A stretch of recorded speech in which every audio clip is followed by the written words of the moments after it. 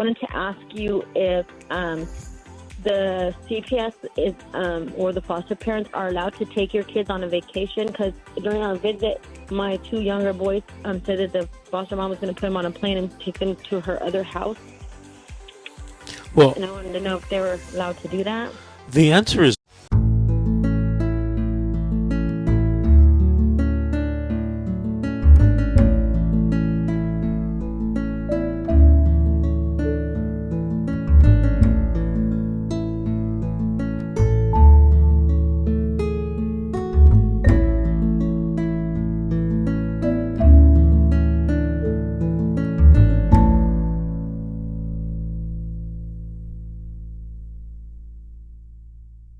I'm attorney Vince Davis, and I'm with my co-host, Aaron Carranza.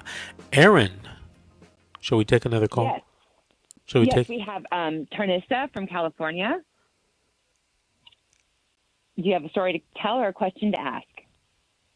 Question, Eric. Actually, a couple. Oh, hello. Go Hello? ahead. I'm sorry, I didn't mean to interrupt you. Go ahead.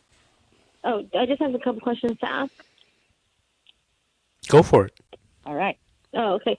Okay. I spoke to you a couple weeks ago on the radio about an officer abusing me to coerce me to say something that I didn't want to say, but I said it, and I lost my kids because of it. I don't know if you remember me. But I have an attorney also from your office, but I wanted to ask you if the CPS is or the foster parents are allowed to take your kids on a vacation, because during our visit, my two younger boys said that the foster mom was going to put them on a plane and take them to her other house. Well, And I wanted to know if they were allowed to do that. the answer is no, not without the judge's permission in a court order. And what they have to do is they have to walk the matter on, and your attorney has the opportunity to object to it or to try to fight it, but they can't go out of the state.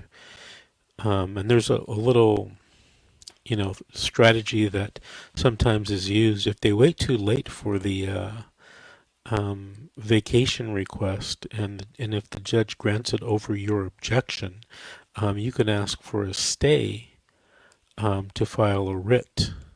And so there's an automatic. How would I know that they're going to even bring my children back? Well, they're dependents of the court in the county that you're in, and if they don't, the sheriffs and the FBI would be after them. Okay, and then the DPSS also told me that my daughter could not have a phone, but I looked up online and it says that they're allowed to have their personal belongings, including a cell phone. And then also the iFoster cell phone is a program for teens between 13 and 26 that get free phones that are foster and have been foster children, and they get laptops too. So I don't understand why my daughter wouldn't be allowed to have a phone. We don't keep in contact with her. It's because they said something about her being on social media talking to my other daughter, who's an adult. So I don't know why. Well, does your other daughter, who's an adult, have visitation? No, she doesn't. Well, our case just kind of started, so she doesn't visit with the kids yet. I mean, I don't know if she's allowed to. Cause I have 3 other adult children who, this is just new. Our case is new, so I don't know if they are allowed to visit or not. Well, they are allowed to visit, and they should, if they're having problems, this should definitely be brought up to the court. Now, you were mentioning that iFoster cell phone program.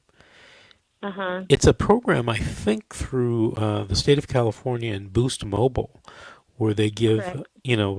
these phones and, free, access to the internet, which, can be a good thing. I guess, it can be a bad thing in some situations, but I Right. believe you are correct, especially at a certain age. Now, if the social worker is not allowing them to have a cell phone or having that child to have a cell phone, that's something that's definitely should be brought up to the court, to the judge. Right, because to me, it's like my child being punished for my accusations, and I don't think that's fair to her, because she can't contact her friends and have a social life if they're not allowing her to use her phone.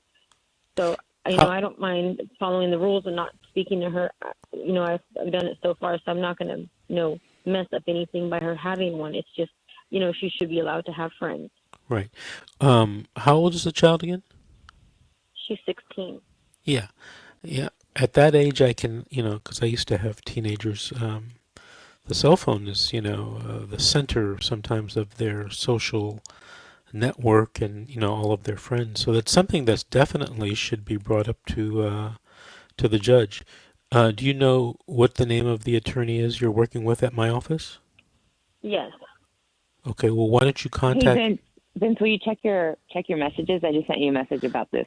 Okay, so, ma'am, what I Thank would you. suggest is you email the attorney, and I've already. Why I talk to her. I mean, I text her all the time. I always text her, and she always texts me back, or she'll give me a call back when she gets a chance to. And the cell phone is new. It's a new thing that I thought I would ask. But also, I had another question about, like, I text messaged the DPSS, and she messaged me back because I don't like talking to her because she always, this way we can't get our wires crossed. But she lies, and then it's on my text messages too. Like, she'll say one thing and then she says another thing. So can I use those in my court against her if I printed them out? yes, you can. Yes, you can. Okay. Since you're a client of my office, what I'd like you to do is make an appointment to come see me. I don't know when your next court appearance is, and next week I'm going to be in the state of Oregon doing a case. But I should be back that weekend or the next Monday. So call my office tomorrow and make an appointment to come see me, okay? Okay. I want to thank you for calling and thank you for listening. Call the listeners back. Call us back in a few weeks and let us know how things are going in your case, okay? Okay, thank you. Thank you very much. Bye-bye. Aaron, had you talked to this person before? They reached out to me. I remembered I was looking at the Facebook chat, and I remembered the story from about 2 weeks ago. And so they connected with me on Facebook and sent me a message, and it just so happened that they were the next caller. Oh, okay. Waiting in line. Very good, very good. I want to tell the listeners, I have a resource on YouTube. I have a few hundred videos about CPS cases. If you just go to YouTube and you type in my name, Vincent W. Davis, attorney, I think my channel or my videos will come up. And there's literally, 200 or 300 videos, I think maybe even more. And we post regularly. So go ahead and take a look at those videos. And if you want to take a look at my website, which also has videos, other videos and resources, it's fightchildprotectiveservices.com. fightchildprotectiveservices.com. What's the name of your Facebook group, Aaron? Aaron, did we lose you? I think she might have... I hit the mute button. Oh. Sorry. My Facebook page is CPS reunification and motivation, like motivational speaking and reunification. And I'm sorry, and I choked on my gum. I'm having a moment here, but yeah. So I focus on helping parents have really good visits. Reunifying with their children, trying to educate them. When I started, nobody told me anything. I didn't know to bring anything. I didn't know what to expect. There was nothing. So it was kind of like, blindly going through this horrible process.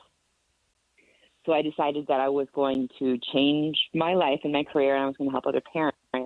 And so that's what this Facebook page is dedicated to, helping them with the reunification process, because it is not easy. All right. We're going to take another break right now. This is The Secret, How to Fight Child Protective Services and Win, and we'll be back with more stories, more questions right after these messages.